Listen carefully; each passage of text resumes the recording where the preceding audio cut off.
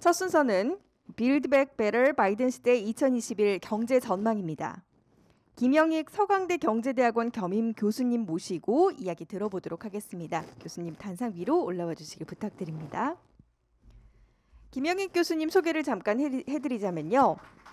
대신증권 리서치본부장과 대신경제연구소 사장 그리고 하나금융투자 부사장을 역임하셨습니다. 현재 서강대 경제대학원과 한국금융연수원 겸임 교수로 활동 중이신데요. 2000년대에 쪽집게 애널리스트로 불릴 정도로 탁월한 또 전략가입니다. 최근에는 경제 관련 유튜브 방송에도 참여하고 있으십니다. 마이크 넘겨드리도록 하겠습니다. 예, 반갑습니다. 가끔 기업체 CEO들, 부자들 만나면 공통적으로 이런 말씀을 하십니다. 시대에 당하지 말자. 모든 의사결정을 그 거시기적인 큰 흐름에 하에서 이루어져야 된다는 거죠. 여러분이 회사에서는 뭐 가정에서나 뭐 여러 가지 의사결정을 해야 되는데요. 큰 흐름에 맞게 의사결정하면 더 좋을 거다 이런 말씀입니다. 그래서 저하고 같이 거시경제 흐름 한번 같이 생각해 보자는 겁니다. 우선 드릴 말씀 요약하면요. 뭐 세계경제 올 상반기를 저점으로 회복되고 있습니다. 아마 내년에는 상당히 회복될 것 같습니다. 그러나 조금 더 멀리 내다보면은 각 경제 주체의 부채가 너무 많기 때문에 또 머지않아 우리가 부채에 의한 성장 한계에 직면할 가능성이 높습니다. 그 다음에 우리나라 환율 많이 떨어졌는데요. 여러 가지 이유가 있습니다만은 기본적으로 미 달러 가치가 하락하는 거죠. 저는 미 달러 가치가 하락 추세가 이미 시작됐고 이게 앞으로도 한 4, 5년 정도 더 지속될 것이다. 그리고서 우리 원화 환율도 계속 떨어질 것이다. 원화 가치가 상승할 거라는 거죠. 그 다음에 우리 경제는 구조적으로 저성장 국면 들어섰어요. 저성장 특징이 차별화입니다. 앞으로도 차별화 심화될 수밖에 없고요. 그 다음에 금리 많이 떨어졌습니다만은 뭐 앞으로도 추세적으로 금리는 하락 추세다 이런 말씀을 드리겠습니다.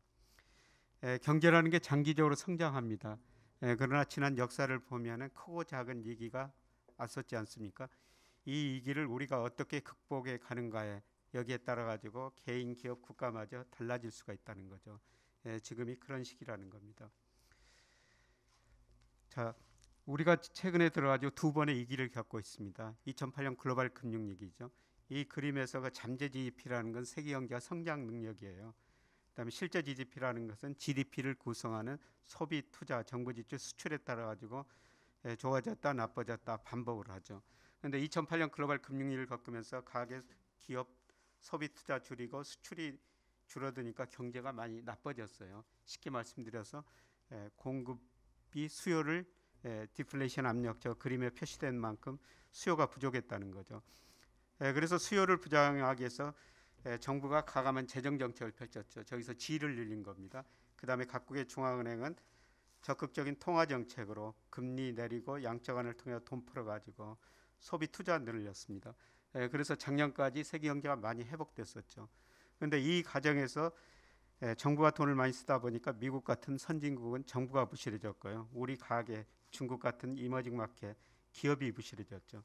그래서 제가 이런 걸 보고 뭐 작년에 올해 세계 경제가 좀 어려울 것 같다 이런 전망을 했습니다만은 또 느닷없이 코로나가 가지고 또 소비, 투자, 수출이 위축되면서 경제가 극기가 위축된 거거든요. 그래서 또 각국 정부가 돈을 더 쓰고 있고 또 중앙은행 금리 내리고 돈 풀어가지고 소비 투자를 부양한 거죠. 근데 이 과정에서 다시 각 경제 주체 부실이 심화되고 있다는 겁니다. 그래서 우선 그 선진국은 정부 부채가 많이 증가하고 있는데요. 뭐 이기 전에 GDP 대비 77%였습니다. 그런데 1분기에 112%, 2분기 데이터가 뭐 이 자료 만들고 나서 발표됐습니다만은 127%. 그 다음에 신흥국은 기업이 부실해졌죠. GDP 대비 정부 부채가 56%에서 1분기에 102%, 2분기에 109%까지 늘어났습니다. 그 다음에 호주, 캐나다, 특히 우리나라 같은 나라는 가계 부채가 굉장히 좀 빠른 속도로 늘어나고 있죠. 사실 그 중장기적으로 보면은 우리 기업, 가계, 정부 다 같이 부실해지는 과정이 전개되고 있죠. 97년 외환위기 때 이때는 정부, 가계가 굉장히 건전하기 때문에 외환위기를 극복해낼 수가 있었어요. 그런데 지금 기업이 다시 부실해지고 가계 부채 크게 증가하고 정부마저도 부채가 증가하고 있다는 겁니다. 이런 것들이 나중에 우리나라 성장 한계에 도달할 문제로 대두게 되게 될 겁니다. 근데 어떻든 단기적으로 보면은 가감한 재정 정책, 통화 정책 써가지고 내년에는 세계 경제가 회복될 거라는 겁니다. 뭐 IMF 전망치를 인용할 수밖에 없는데요. 올해 뭐 마이너스 4.4%, 2009년 글로벌 금융위기 때 마이너스 0.1% 성장했습니다만은 그때보다 충격이 더 심하다는 겁니다. 그리고 내년에는 IMF가 5% 이상 성장할 것이다 이렇게 보고 있는데 뭐 대전제 조건은 코로나가 진정될 것이다. 뭐 이런 가정을 한 거죠. 최근에 코로나가 다시 확산되고 있기 때문에 IMF가 다시 전망하면서 이 전망치를 좀 낮출 가능성이 있는데 어떻든 내년에는 괜찮다 이렇게 볼 수가 있습니다. 그러나 우리가 뭐 기업 경영을 하든지 뭐 장기 계획도 세우지 않아야 됐습니까? 저는 2022년 하반기, 2023년에는 또 한 번 어려운 시기가 올 거라고 보고 있습니다. 제가 영국의 더 이코노미스트 경제 주간지에서 인용한 그림인데요. 좀 섬뜩하죠. 다음에 경기 침체 2기가 오는데 쓸만한 무기가 별로 없다는 겁니다. 정부가 부실해졌기 때문에 재정 정책을 쓸 여지도 크지 않고요. 그 다음에 이제 금리를 내려도 가계 기업이 부실해졌기 때문에 소비 투자가 많이 늘어나진 않을 거라는 겁니다. 좀 먼 미래 이야기인데 우리가 장기 계획도 같이 세우면서 한번 대응해야 될 것 같습니다. 이 계기가 뭐 여러 가지가 있을 수가 있습니다만은 가장 중요한 것은 인플레이션입니다. 최근에 미국 경제학자들 사이에는 인플레이션 논쟁이 상당히 심화되고 있거든요. 이미 어떤 분들은 어떤 학자들은 내년에 미국 물가가 5% 10%도 오를 수가 있다. 그러면은 뭐 연준이 평균 물가 목표제를 도입했기 때문에 저금리 정책을 펼칠 겁니다만은 근데 물가가 5% 10% 올라가면 금리를 인상할 수밖에 없다는 거죠. 그렇게 되면 부채 문제가 한번 터질 거라는 겁니다. 그게 저는 2023년 전후일 것이다 이렇게 보고 있습니다.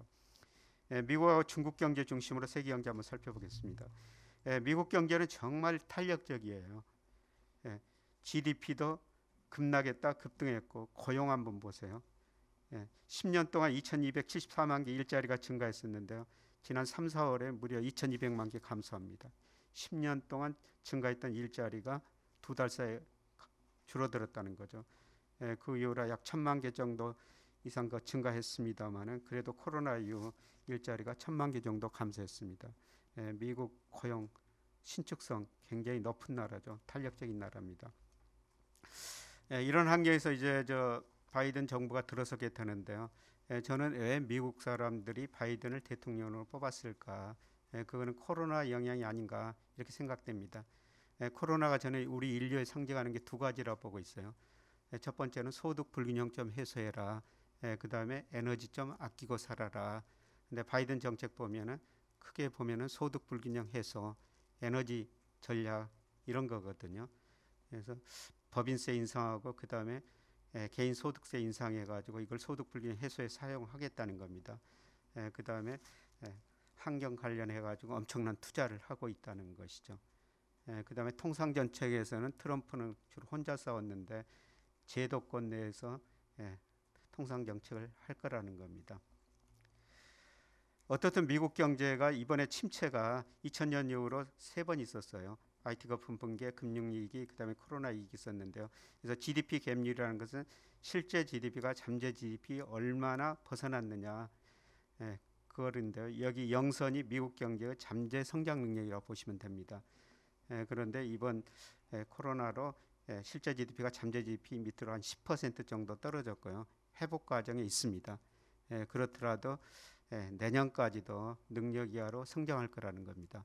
그래서 미국 경제가 과거처럼 높은 성장을 할 수는 없다 이렇게 좀 볼 수가 있습니다.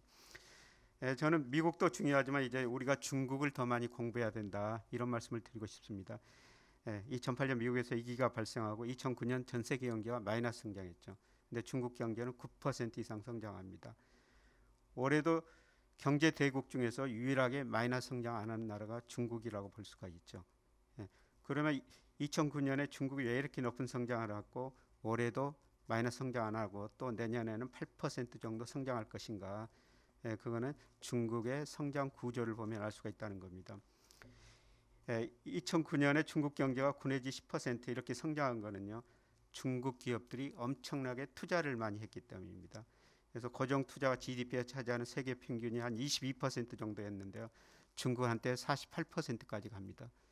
이렇게 투자해가지고 9 내지 10% 성장했는데 문제는 투자를 기업이 많이 했다는 건 생산 능력을 늘려놨다는 것이죠. 근데 물건이 안 팔려요. 그래서 기업이 부실해지고 은행이 부실해지고 중국 정부가 이제 투자보다는 소비 중심으로 성장해야 되겠다 이런 정책을 바꾸는 거죠. 그래서 투자 비중 줄어들고 그래도 올해 마이너스 성장 안 하는 것은 작년에 1인당 국민소득이 $10,000가 넘었는데요. 14억 인구가 지금 소비하고 있기 때문에 그래서 투자 비중이 좀 줄어들더라도 꾸준히 소비가 늘어나면서 중국 경제는 마이너스 성장 않고 중기적으로도 한 4 내지 5% 안정 성장을 할 수가 있다는 겁니다. 저는 이런 식의 우리가 중국과 가지고 금융으로 국부를 늘려야 된다 이런 주장을 계속하고 있는데요. 우리도 1980년대 후반 특히 3조 호황이 있어가지고 10% 넘는 성장을 합니다. 이때 자산 가격 많이 올랐고요. 미래가 낙관적으로 보이니까 우리 기업들이 투자를 많이 했죠. 근데 90년대 들어가지고 수요가 부족하니까 기업 은행이 부실해졌습니다. 97년 외환위기 한마디로 부실한 기업 은행을 처리하는 과정이었었죠. 이때 정말 우리가 IMF 힘 빌려가지고 뼈아픈 구조조정을 했습니다. 30대 재벌 중 11개가 해체됐죠. 은행 14개가 없어졌습니다. 그래서 소비 투자가 줄어들면서 성장률 한 단계 확 떨어졌죠. 안정성장 국면에 들어섰다. 그러면서 주가 등 자산 가격이 한번 크게 올랐었습니다. 이때 우리가 외국인들한테 정말 그 투자 기회를 줬었죠. 코스피가 277까지 떨어졌습니다. 원달러 환율 1850원 종가 기준 올라갔습니다. 외국인 입장에서 보면 한국의 자산 가격이 얼마나 싸게 보였어요. 한국의 돈 가치 떨어졌죠. 자산 가치 떨어졌죠. 그래서 대표적으로 론스타가 예한은행 사가지고 나중에 자산 가격 한국의 돈 가치 오르니까 4조 9천억이나 벌어갔다는 게 아닙니까? 중국은 스스로 구조조정하기 때문에 구조조정 속도가 느릴 뿐입니다. 저는 이제 구조조정하고 중국이 안정성장 국면에 들어서는 단계가 조만간 진행될 것이다. 이때 우리가 중국에 가가지고 특히 주식을 사가지고 금융으로 국부를 늘려야 된다. 이런 시기라고 보고 있습니다. 중국 금융시장 굉장히 빠른 속도로 하고 있습니다. 2001년 중국이 WTO 가입한 이후로 미국과 교역에서 작년까지 5조 1천억 달러 무역 흑자를 냈어요. 미국 입장에서는 그거를 중국에서 다시 찾아오자는 겁니다. 미국이 잘하는 거는 금융업이죠. 중국의 금융시장 빨리 개방하라는 겁니다. 중국도 위안화 국자를 포함한 금융광고를 추구하고 있기 때문에 이미 은행, 증권, 보험에서 금융산업은 다 개방해버렸고요. 머지않아 금리 자유화, 저는 애완시장 자유화라고 보고 있습니다. 그래서 이런 걸 대비하여 미국계 금융회사들이 지금 중국에 많이 진출해 있습니다. 일본 노무라 증권도 계속 영역을 확대하고 있죠. 우리도 이 시기에 같이 중국과 가지고 금융으로 국부를 늘려야 된다 이런 말씀을 꼭 드리고 싶습니다. 그 다음에 참고로 제가 블룸버그에서 전문가들한테 물어봐가지고 그 컨센서스인데요. 각 주요국의 경제 성장률을 제가 표로 한번 요약해 놓은 겁니다. 올해 내년 성장률 전망치가 있는데 올해는 국가에 관계없이 전부 나쁩니다. 그러나 내년 내후년까지는 괜찮다 이렇게 보고 있는데요. 저는 2023년 여기는 안 나와 있습니다만 그때는 다시 한번 어려운 시기가 올 것이다. 올해 중국만이 유일하게 경제 대국 중에서 마이너스 성장 안 한다는 거죠. 그 다음에 신흥국 경제도 올해 어렵습니다.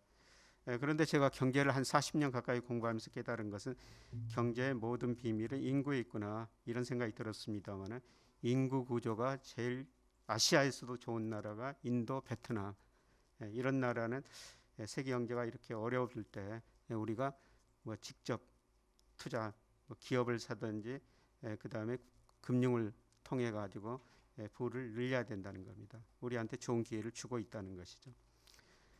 그 다음에 한일 전쟁에 대해서 간단히 언급하겠습니다. 각국 정부가 가감한 재정정책, 통화정책 써가지고 내수, 소비, 투자, 정부 지출, 내수를 부양했죠. 그럼에도 불구하고 자기네 수요가 부족합니다.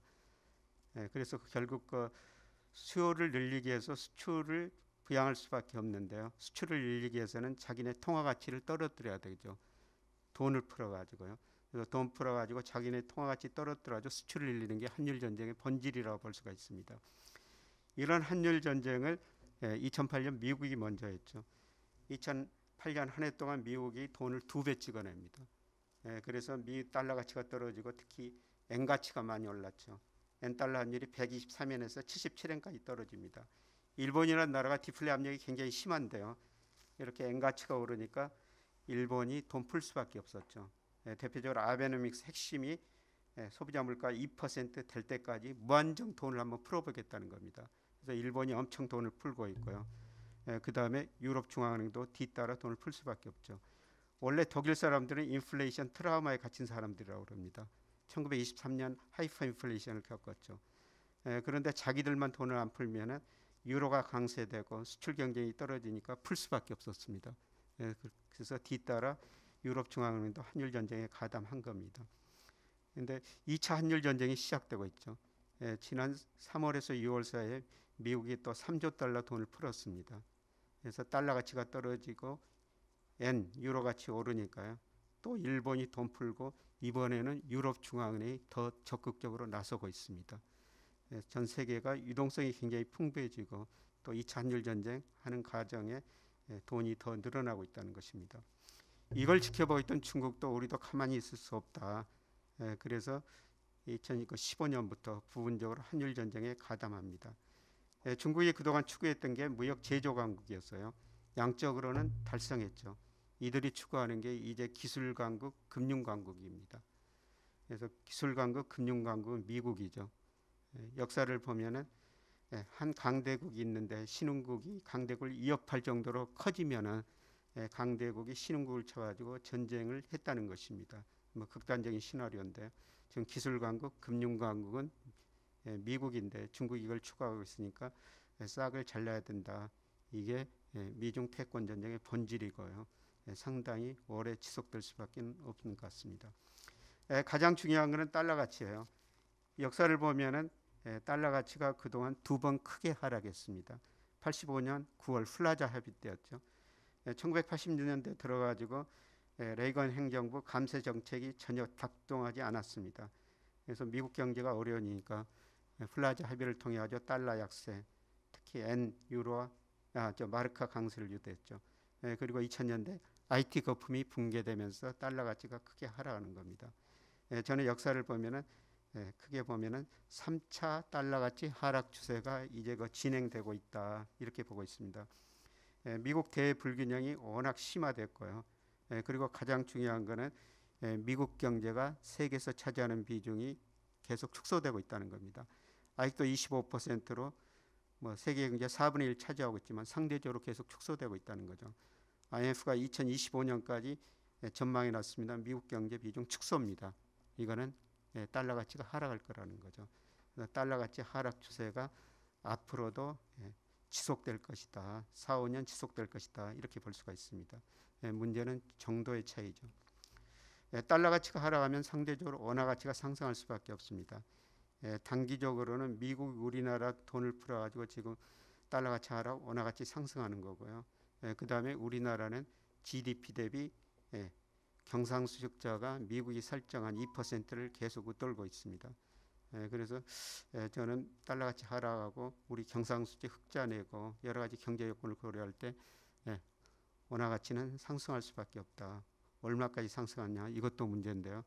저는 앞으로 4, 5년 후에 900원대 초반까지 2007년 수준까지 가리라고 보고 있습니다. 우리 경제입니다. 뭐 저도 전망합니다만 내년에 3.0% 이 정도 뭐 전망할 것 같습니다. 이거는 한국은행 전망치입니다. 근데 내년에는 경제가 회복된다 이렇게 볼 수가 있는데요. 그런데 문제는 우리 경제가 구조적으로 잠재 성장률이 계속 하락하고 있다는 겁니다. 현재 제가 추정해 보면 우리나라 잠재 성장률 2.1% 정도 됩니다. 그런데 갈수록 노동은 감소세로 전환됐죠. 그 다음에 기업들이 자본 스탁 이미 많이 축적해 놨으니까 기업들도 투자 많이 안 할 겁니다. 우리 잠재 성장률이 한 단계 올라가기 위해서는 총 요소 생산성이 올라가야 되는데요. 생산성이라는 게 하루아침에 올라가는 게 아니죠. 그래서 여기는 제가 대표적으로 현대경제원 전망치를 이용해 놨습니다만 다른 뭐 연구원도 마찬가지입니다. 갈수록 잠재 성장이 떨어지고 우리 잠재 성장률이 머지않아 2% 이하로 1%대로 접어들 것이다. 우리 성장률이 얼마나 떨어지는가 이거를 보기 위해서 제가 우리나라 역대 대통령 집권 기간 중 연평균 경제 성장률을 한번 그려본 겁니다. 이 대통령이 바뀔 때마다 계단식으로 성장률 떨어지는 나라 참 찾기 힘들죠. 제가 경제적 측면에서만 말씀드립니다. 박정희 전 대통령 때 우리 연평균 10% 성장했어요. 국제시장이라는 영화 보셨죠? 우리 선배들 간원 강부로서 독일에서 참 고생 많이 했습니다. 포스코 지을 때 그분들을 담보로 빌린 돈 일부가 들어갔다는 것이죠. 그래서 제가 포스코 임직원들한테 강의할 때 그런 걸 생각하면서 포스코 좀 잘 좀 키우셔야 됩니다. 이런 농담을 합니다. 그만큼 성장 우선했다는 거죠. 전두환 정부 때도 10% 성장했어요. 후기에가 3조 화환이 있었죠. 전 세계적으로 저유가, 저금리, 저물가. 그리고 노태우 정부 들어가지고 3조 호황이 끝납니다. 수출이 안 되니까 이분이 건설 경기를 통해 가지고 내수를 부양했었죠. 각종 사회 간접 자본 투자, 일산 분당 신도시 건설, 주택 200만 원 건설했습니다. 그리고 김영삼 정부 들어가지고 우리 IMF 경제위기 맞습니다. 저는 누가 대통령이 됐든 고성장 때 쌓인 기업 은행 부실을 처리하고 넘어갈 수밖에 없었다. 지금 이게 현재 중국 단계라는 겁니다. 김대중 정부 들어가지고 뼈아픈 구조조정을 했습니다. 구조조정이라는 게 쉽게 말씀드리면 좋은 기업 살리고 나쁜 기업 없애는 것이죠. 그래서 안정성장 국면에 들어섰다 그런 평가도 있습니다만은 구조조정이 결과가 양극화 고용 불안이었죠. 그래서 노무현 전 대통령이 이런 문제를 해결해서 다양한 분배복지, 동반성장, 행정수도 세종시로 옮기고 각종 공기업 지방으로 옮겼었습니다. 그런데 이런 문제 전혀 해소되지 않고 있죠. 이명박 전 대통령 선거 공약으로 7% 내세웠습니다. 3.3%였습니다. 실제는. 박근혜 전 대통령 4% 성장 내세웠죠. 3%로 떨어졌습니다. 문재인 정부 포용적 성장, 소득주도의 성장, 혁신 성장 이런 걸 내세우고 있습니다. 포용적 성장이라는 것은 뭐냐면 좀 나누고 살자는 거죠. 과거 경제가 9 내지 10% 성장할 때는 경제 규모가 굉장히 빠른 속도로 커졌기 때문에 기업들이 같이 성장할 수가 있었습니다. 갈수록 커지는 규모가 상대적으로 줄어들고 있어요. 경쟁력 있는 것만 살아남아서 더 잘 되는 시대, 차별화가 너무 심화됐다는 겁니다. 그래서 축출 자본주의의 반대말 포용 자본주의라는 거죠. 좀 나누고 살자는 겁니다. 그다음에 소득주도 성장은 우리 경제가 잠재 성장 이하로 성장하고 있거든요. 잠재 성장 갈 때까지는 정부가 돈을 써보고 그다음에 기업 소득을 가계 소득으로 이전시켜가지고 가계 소비를 좀 늘려보자 이런 의미입니다. 그다음에 혁신 성장이라는 것은 산업 기업 규제 안 하고 신산업 육성해가지고 이 계단을 한번 올라서 보자 그런 건데 또 한 단계 떨어지고 있습니다. 차별화가 심화될 수밖에 없다는 겁니다. 금리인데요. 금리 뭐 많이 떨어졌습니다. 근데 금리가 떨어진 이유는 우리는 펀더멘털 측면으로 보면은 금리를 결정하는 게 미래의 경제성, 미래의 물가죠. 근데 앞서 보시는 것처럼 경제 성장률 계속 하락하고 있지 않습니까? 금리가 많이 떨어지고 지금 금리가 낮다는 것은 앞으로 경제 성장이 더 떨어질 거라는 겁니다. 그다음에 두 번째로 우리가 돈이 남아도는 경제예요. 국민 경제 전체적으로 보면은 투자는 자금 수요죠. 저축이란 게 자금 공급이에요. 98년 외환위기 이전까지는 우리가 투자가 저축보다 많아가지고 돈이 부족한 경제였습니다. 그러나 그 이후로는 저축이 계속 더 투자를 웃돌고 있죠. 돈의 공급이 수요보다 많다는 겁니다. 가끔 은행 지점장들이 저한테 이런 농담을 합니다. 97년 이전엔 목에다 힘줬다는 거죠. 자금이 부족했기 때문에 기업들이 은행에 찾아와가지고 돈 좀 빌려달라 사정했다는 거죠. 근데 지금은 오히려 은행 지점장들이 기업 찾아다니면서 고개 숙이고 우리 은행 돈 좀 써주세요. 이런 식으로 변하고 있다는 겁니다. 그래서 전체적으로 돈이 남아돌고 있다는 거죠. 그 다음에 이제 가장 중요한 변화가 일어나고 있어요. 가계는 전체적으로 자금 잉여 주체라고 그럽니다. 가계는 기업에 저축한 돈이 빌려 쓴 돈 많죠. 기업은 자금 부족 주체예요. 그런데 일본 기업들이 98년부터 자금 잉여 주체로 전환됩니다. 기업들이 금융회사에 저축한 돈이 빌려 쓴 돈보다 많아졌다는 거죠. 그래서 은행들이 고민에 빠지게 됩니다. 은행들이 돈이 들어오면 대출 아니면 유가증권 운용하죠. 근데 가게도 저축, 기업도 저축, 대출이 안 되니까 유가증권 투자를 늘릴 수밖에 없습니다. 은행이 위험하다고 주식은 안 삽니다. 채권만 사죠. 그래서 일본은행 자산 중에서 채권비 10%에서 한때 32% 가죠. 그래서 일본도 경제 성장률 떨어졌고, 그 다음에 돈이 남아들고 여기다 일본 은행들이 채권 사면서 금리가 0%까지 떨어집니다. 금리가 0%까지 떨어지니까 보험회사들이 구조조정할 수밖에 없습니다. 그래서 13개 보험회사들이 4개로 통폐합되는 과정이 전개되죠. 우리 기업들 아직 자금 부족 주체입니다. 그런데 요새 은행 CEO들 만나보면 고민이 많습니다. 과거보다 대출 수요가 줄어든다는 거죠. K은행의 한 회장분은 이런 이야기를 합니다. 그동안 은행의 경쟁력은 대출에 있었는데 이제는 유가증권 운용에 있다. 그만큼 자금 수요가 줄어들고 있다는 거죠. 그래서 은행도 채권 살 수밖에 없습니다. 이제 그 시작이라고 보고 있습니다. 그래서 우리 경제 성장이 떨어지고 그 다음에 돈이 남아돌고 이런 상태에서 은행이 채권 사면서 금리는 더 떨어질 수밖에 없다는 겁니다. 이런 저성장 저금리 시대에 우리 개인들이 어떻게 될 것인가, 이거는 뭐 참고로 좀 말씀을 드리겠습니다. 제 이야기입니다. 제가 2013년 3월에 하던 회사 팔았습니다. 투자한 자금이 좀 들어왔었는데요. 모 보험회사 부사장 제 가까운 지인이었습니다만 즉시연금 하나 가입하라고 그럽니다. 2억 가입했어요. 그랬더니 그 해 4월에 51만 원 받았습니다. 매월 얼마씩 나오거든요. 근데 그게 28만 원으로 줄어들었던 거죠. 51만 원이 28만 원으로 왜 줄어들었겠어요? 제 돈 가지고 그 보험회사가 주로 주식 아니면 채권 투자에 운영하고 있습니다. 최근 주가가 올랐습니다만 지난 10년 거의 정체였거든요. 금리 많이 떨어졌죠. 추세적으로 이 돈이 줄어들고 있습니다. 앞으로도 줄어들 거라고 저는 생각합니다. 그런데 제가 한 달에 어떤 일을 가지고 30만 원 벌면은 금융자산 2억 가지고 있는 거나 똑같은 현금 흐름이라는 겁니다. 그래서 이런 저성장 저금리 시대 때는 일하면서 근로소득 얻는 게 중요하다, 이런 말씀을 드리고 싶습니다. 얼마 전에 일본 금융그룹 회장 강의 들었어요. 일본이 우리보다 저성장 저금리 시대를 먼저 겪었죠. 2가지 이야기합니다. 불행한 일이지만 늙어 죽기 전까지 일해라. 그 다음에 음식 가리지 말고 아무거나 잘 먹어라. 건강하라는 것이죠. 저는 후배들한테 직보다는 업을 하나 가져라. 회사에서 차장, 부장, 이사, 사장, 이거 오래가는 직이 아니다. 그 직을 떠나서 다만 몇십만 원이라도 벌 수 있는 업을 가져라, 이런 말씀을 드립니다. 제가 58년 개띠인데요. 제 선배들 거의 다 은퇴했고 제 또래도 다 은퇴했습니다. 그런데 은퇴한 선배들 이야기 들으면 공통적으로 2가지 이야기합니다. 나갈 사무실 있어야 된다. 적당한 용돈이 있어야 된다. 이런 이야기를 듣고 제 선배 꽤 유명한 변호사입니다만 자기는 부인한테 돈 관리를 다 맡겼대요. 그날 저녁에 가가지고 우리 돈 얼마나 있어? 부인 대답이 뭐였겠습니까? 왜 남의 돈을 물어봐? 물론 농담이었겠죠. 직보다는 업을 가지고. 이분이 또 그 다음날 KBS 1TV를 들었더니 우연히 동물의 왕국 수사자 이야기를 하고 있더라는 겁니다. 수사자가 수사자 역할을 할 때는 얼마나 멋있습니까? 근데 그 역할이 끝나니까 굶어 죽더라는 겁니다. 우리 남성분들 적당한 용돈, 나갈 사무실, 미래지만 준비하셔야 된다는 겁니다. 아마 내년에는 금리가 약간 오를 겁니다. 그러나 장기적으로는 저 금리가 더 떨어질 거로 보기 때문에요.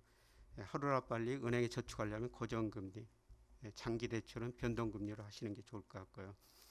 그 다음에 이런 저성장 저금리 시대는 모든 자산의 기대 수익률이 떨어지게 됩니다. 그래서 은행에다 예금해도 일본 사람들 0% 금리 받죠.